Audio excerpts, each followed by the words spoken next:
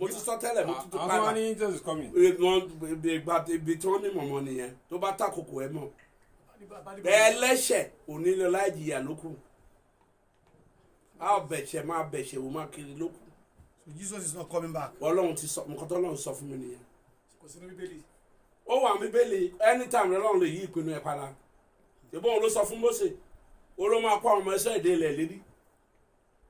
Nígbà tó kún ó ní kò ní kókó dé ilẹ̀ lérí mọ́.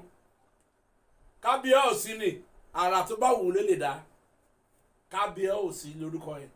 So bó ṣe wà nínú Báíbù yẹn ó ṣe. Kò sí nǹkan tó Ọlọ́run ò lè ṣe.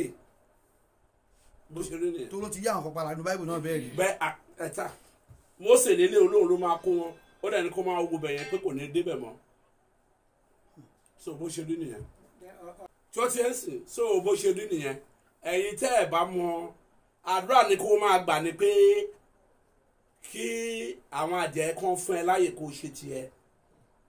Àwọn bàbá ayé àtijọ́ nǹkan tó fi ń dàgbà ẹ̀yọ́nú kájẹ ẹ̀yọ́nú sí wọn kọ́ láyè ṣe tiwọn. O ò lè bàjẹ́ jà o ò sí ìrìn tó bàjẹ́ jà àfẹnitọ́lọ́run bá yọ̀ọ̀dà pé kó lọ bàjà.